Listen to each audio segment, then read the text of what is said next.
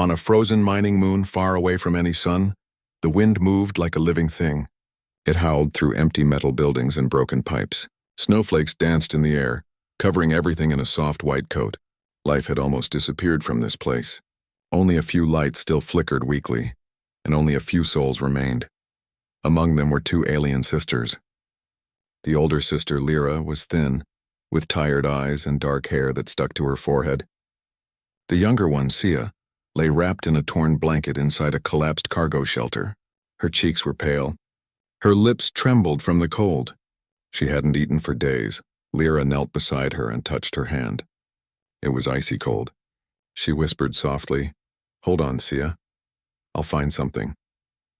But she had said those same words yesterday and the day before. Hope was getting smaller each day, like the weak flame of a dying candle. The settlement used to be full of workers and families.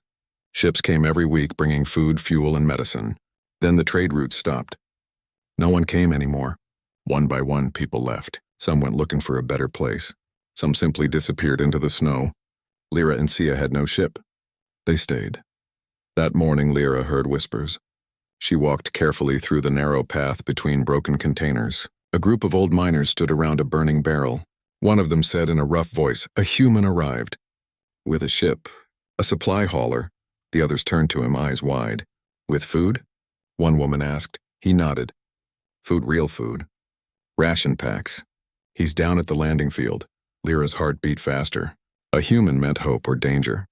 She had heard stories. Some said humans could be kind. Others said they could be cruel. But Lyra had no choice. Sia's breathing was weak. She ran back to the shelter and gently lifted her sister.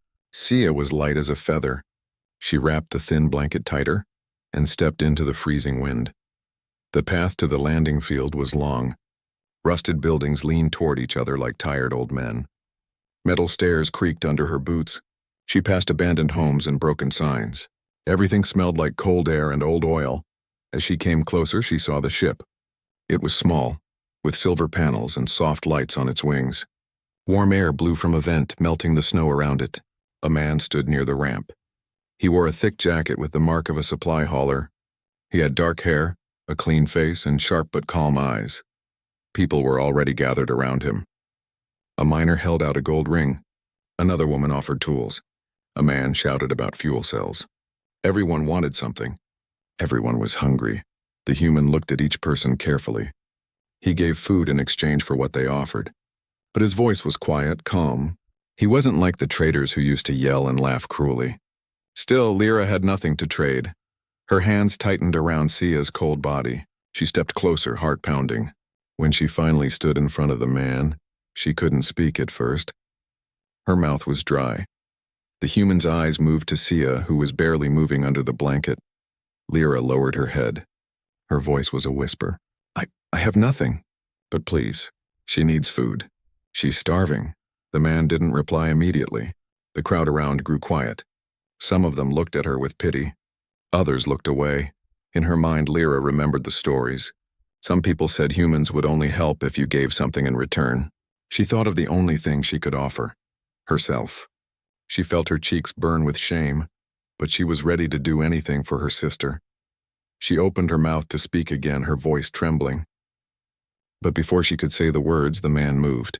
He opened a side bag and took out 2 ration packs, silver packages that smelled faintly of warm bread.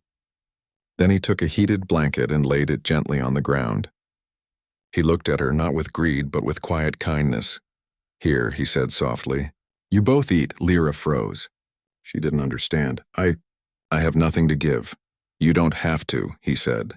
"No one should starve." The crowd around them shifted. Some were surprised.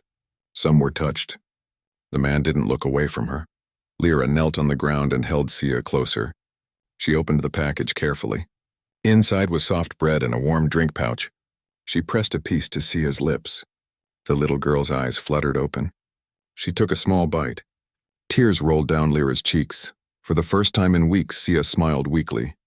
"It's warm," she whispered. The man stepped closer and helped wrap the heated blanket around them both. The warmth spread slowly into their frozen bones. Snow fell gently around them like a quiet curtain. Lyra looked up at him. "Why?" she asked softly. The man didn't give a long answer. He simply said, "Because I can." Something stirred inside her chest. For so long she had believed that kindness was gone from the stars. She had seen too much hunger, too much fear. But here was someone who gave without asking. She looked at his ship. Its name was written on the side in faded letters. Nomad's Grace. He stood up and said, "Follow me." "It's warmer inside." Lyra hesitated. She had never trusted strangers easily. But when she felt Sia's tiny hand squeeze hers weakly, she stood and followed. Inside the ship, warm air wrapped around them like a soft blanket. Lights glowed softly. It smelled of clean fabric and fresh food. The man handed her a cup of warm soup. She watched as Sia drank slowly, color returning to her cheeks. The man introduced himself as Cole. His voice was calm and steady. "You can stay here tonight," he said. "No one should be out there in this storm." Lyra nodded slowly. Her world had been nothing but cold walls and empty nights. But in this small metal ship, something different lived. A quiet kindness she thought no longer existed. As snow fell heavier outside, she watched Cole check his ship's controls. She didn't know his story. She didn't know why he came here. But something told her this meeting was not just chance. Through the small window, the white storm covered the landing field like a blanket. The settlement lights grew weaker, fading into the night. Lyra wrapped her arms around Sia and closed her eyes. For the first time in a long time, she felt a small spark of hope. She didn't know what tomorrow would bring. But she knew one thing. The human had changed everything. Outside, the wind screamed. But inside, there was warmth. And two sisters who, for the first time in months, had full stomachs and a place to rest. Cole sat quietly by the ship's door, watching the storm. He didn't say anything, but his eyes were steady. This was why he traveled alone across broken trade routes. Not for money, not for power, but for moments like this. Lyra lay beside Sia, listening to her sister's slow, peaceful breathing. She thought about what she almost offered. She thought about how close she came to losing hope. And then she thought about Cole, the stranger who gave without asking anything back. In the silence of the ship, surrounded by cold stars and falling snow, something strong grew inside her. It was the kind of strength that comes not from power but from kindness. The storm outside could not touch that. Not anymore. The storm howled through the night like a wild beast outside the small cargo ship. Inside, the air was warm and still. The quiet hum of the ship's heater filled the silence. Lyra sat on the floor beside the sleeping cot, holding Sia's tiny hand in her own. Her sister's breathing was deeper now, calm and steady. The faint color had returned to her face after eating and drinking warm soup. Lyra had not slept. Her eyes wandered over every corner of the ship. It was cleaner and brighter than any place she had seen in years. Shelves lined the walls with supplies, food packs, medicine, water tanks, blankets. Everything seemed well cared for. She didn't understand why a man would bring all this to a dying colony. At the cockpit, Cole sat alone. He stared out the window into the storm, where white snow covered the landing field like an endless sheet. His hands rested on the controls, but he didn't move. His face was calm, but his eyes were alert. Lyra slowly stood and walked closer to him. Her voice was quiet. "Why are you here?" He didn't turn right away. After a moment, he said, "Because places like this are forgotten. Someone should remember them." Lyra tilted her head. "You travel alone?" He nodded once. "Yes, why help us?" she whispered. "You don't even know our names." Cole finally looked at her. His voice was low but steady. "Because no one helped my people when we were starving. I promised myself. I wouldn't walk away like others did." Lyra stared at him, unable to speak. The cold world outside had hardened many hearts, but his heart seemed different. The night passed slowly. When morning came, the storm was still thick, but something else disturbed the quiet. A loud beeping sound echoed through the cockpit. Cole sat up straight and checked the small screen on the console. A warning flashed in red letters. "What is it?" Lyra asked, her voice tense. He pressed a few buttons. Movement. At the edge of the field, her chest tightened. "Raiders?" Cole nodded once, serious. "Probably. They follow supply ships. They take what they can, hurt who they must." Lyra froze. She had heard stories about raiders. They roamed abandoned colonies like vultures. They didn't care about life, only about fuel, food, and control.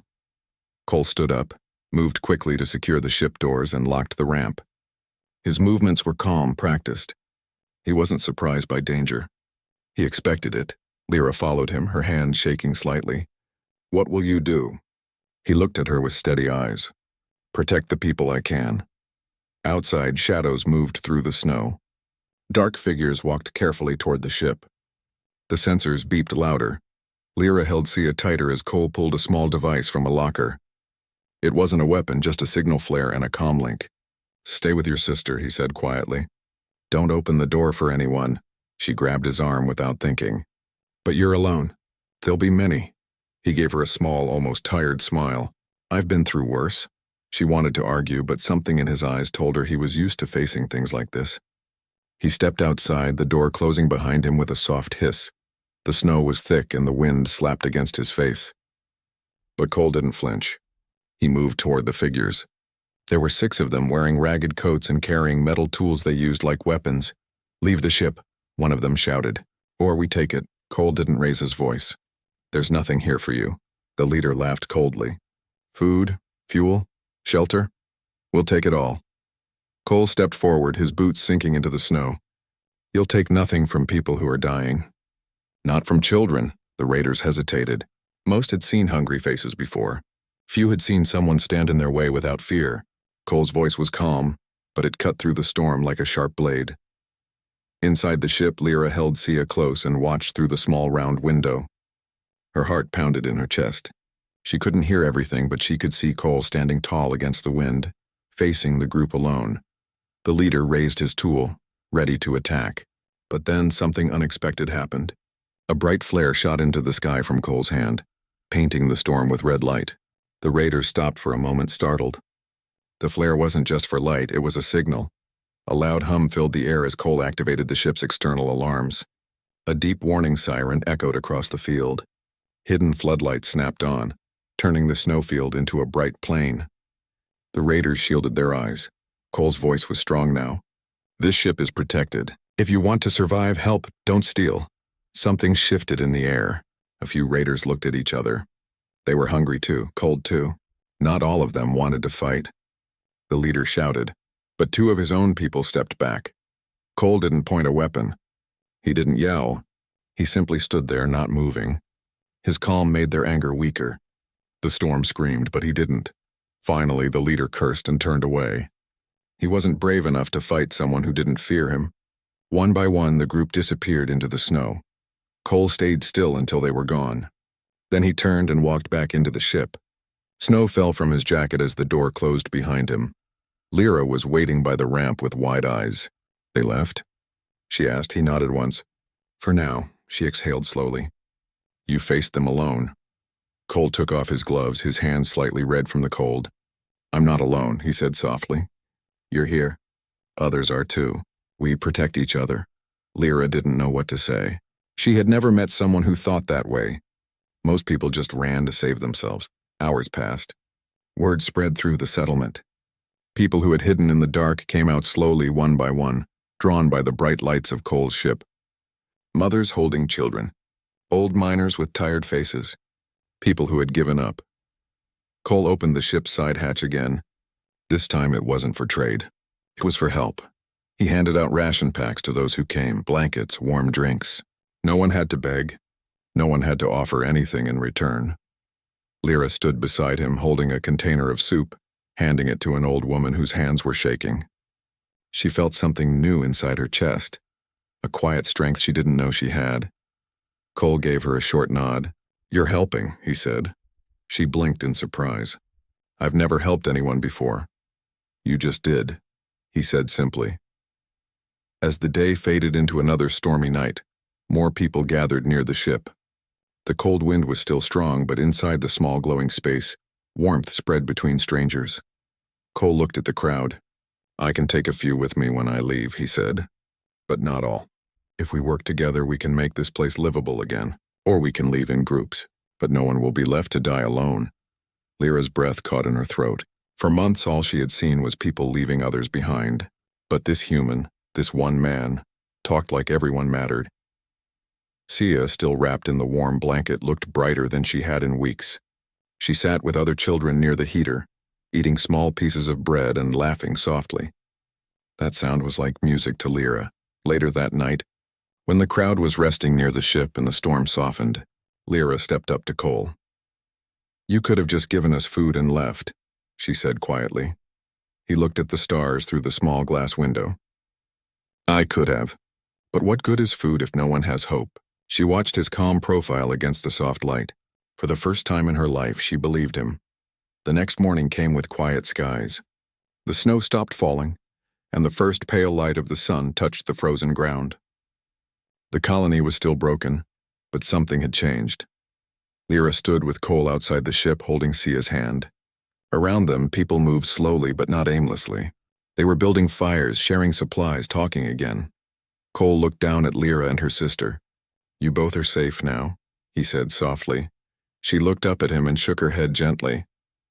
"No," she whispered. "We are not just safe. We're alive again."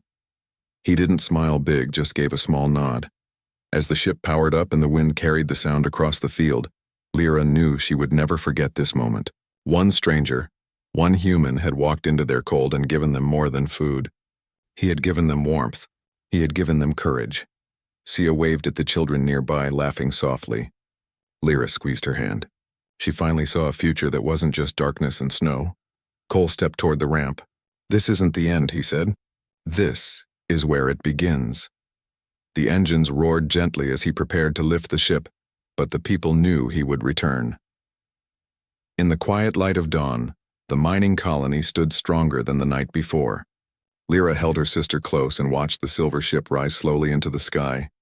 Hope had returned, not from a government, not from an army, but from one human who believed no one should be left to starve. And that hope would stay long after he was gone.